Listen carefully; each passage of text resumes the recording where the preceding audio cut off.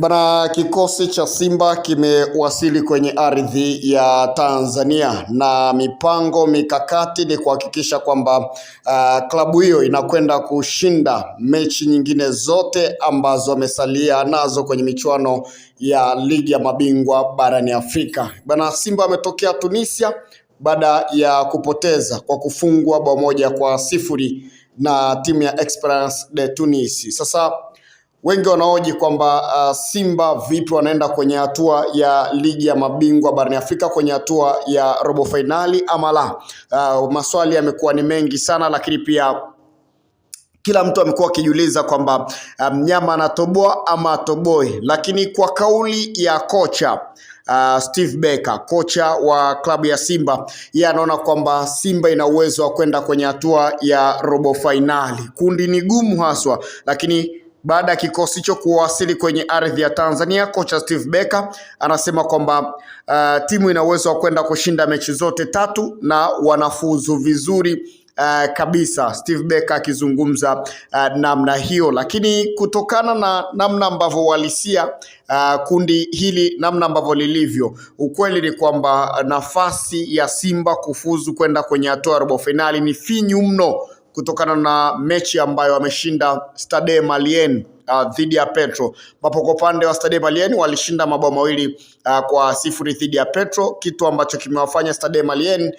kufikisha alama 7 ambazo wako nazo kwa hivi sasa, na ndio timu ambayo inaongoza kundi hilo, wakifuatiwa na Esperance de Tunis ambao wao wana pointi 5. Sasa cha kufanya kwa upande wa klabu ya Simba ni kuhakikisha kwamba wanashinda mechi zote tatu, lakini maombi yao mabaya yawe kwenye vilabu vingine. Kumbuka Petro ana pointi 4, tayari Stade Malien ana pointi 7, lakini kwa upande wa Esperance de Tunis wao wana pointi 5. Simba wao wana pointi 0, hawana pointi yoyote ile, na tunaona tayari timu zenye pointi nyingi hapo ni Esperance de Tunis pamoja na Stade Malien ambao wao ndo wanaongoza kundi. Lakini ukimwangalia pia Petro naye hayuko pia kwenye wakati ambao ni mbaya. Hivyo kwa upande wa klabu ya Simba wanapaswa kuhakikisha kwamba wanashinda mechi zao zote tatu ambazo wamebakia nazo kwenye hatua ya makundi, jambo ambalo pia wanaweza kushinda, lakini haitakuwa rahisi. Wana mechi mbili nyumbani ambazo wanapaswa kumfunga Esperance de Tunis, lakini pia wanapaswa kuwafunga Stade Malien kabla ya kwenda kuwafuata pia Petro, ambapo watawafuata pia Petro ugenini, kwa maana kwamba ni pointi 9 ambazo si mchezo Simba kuweza kuziwini na kuweza kuzikusanya. Lakini wakikusanya pointi 9 yenyewe haitoshi tu pekee, bali wanapaswa pia kuziombea mabaya hizi timu nyingine ziweze kufanya vibaya. Sasa kocha anaamini kikosi chake namna ambavyo kilivyo kwa hivi sasa, hususan katika aina ya wachezaji ambao wameongezwa kwenye timu na namna ambavyo timu imecheza vizuri pale Tunisia. Kwa mujibu wa kocha Steve Barker, yeye anamaanisha kwamba namna ambavyo timu yake imecheza, anaona imecheza vizuri, na ikicheza vile kama walivyocheza Tunisia, basi wana uwezo wa kuweza kuvuna alama zote 9, na huku akiapa kwamba kwa upande wa Esperance de Tunis wakija kwa Mkapa hawatoki, lazima wafungwe tu.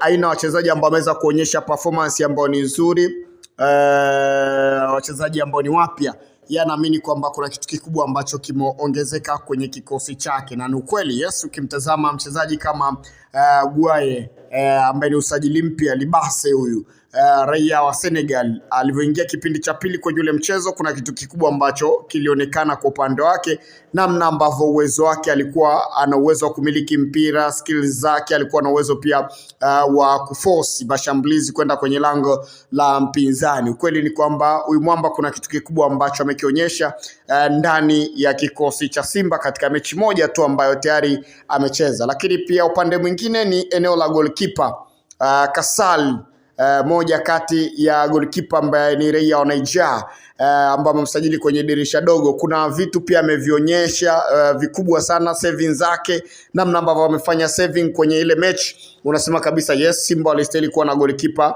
wa namna hii. Lakini pia namna ambavyo ameingia beki Ture kipindi cha pili, unaona kabisa ni moja kati ya beki ambaye Simba wamemsajili na anaonekana ana ubora wa aina yake. Ni eneo lingine ambalo tena wanakwenda kuimarika kwenye safu ya ulinzi zaidi. Kwenye eneo la kiungo hakuna shida kutokana na kile ambacho kimeonekana, hususan pia Yusuf Kagoma ambavyo wameanza kumtumia, tofauti na hapa katikati.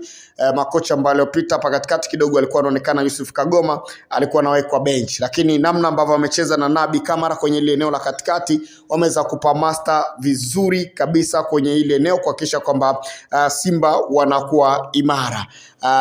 Ukiangalia kwenye safu pia ya ushambuliaji, Jonathan Soa bado hajaona makali, lakini pia Selemani Mwalimu mmoja kati ya mchezaji ambaye anaonekana ameweza kufiti vizuri, kwa maana kwamba kwa upande wa Steve Baka yanaamini kwamba matokeo ana uwezo wa kuyapata katika michezo mitatu ambayo imesalia. Sasa ni jambo pia la kusubiri na kila mmoja anajiuliza mnyama amepoa. Kumbuka Simba takribani misimu takribani 8 Simba amefanikiwa kutinga kwenye hatua ya robo finali takribani mara 7.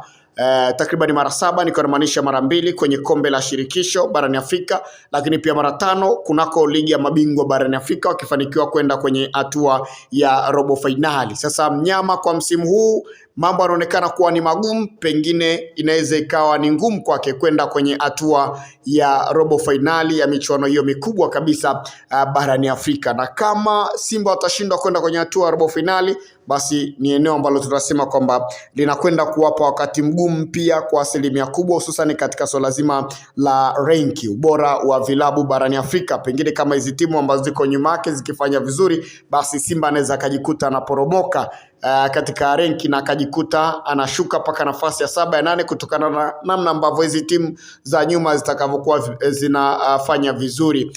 Hivyo ni nyakati ambazo mnyama anapaswa kureact na kuweza kukusanya alama 9, alafu asubiri kuweza kuona wapinzani wengine matokeo ambayo watakayo yapata. Bana, shukrani sana kwa kuendelea kutufuatilia. Mimi ni Eric Keman, referee mwenye beji ya FIFA. Endelea kubaki nasi.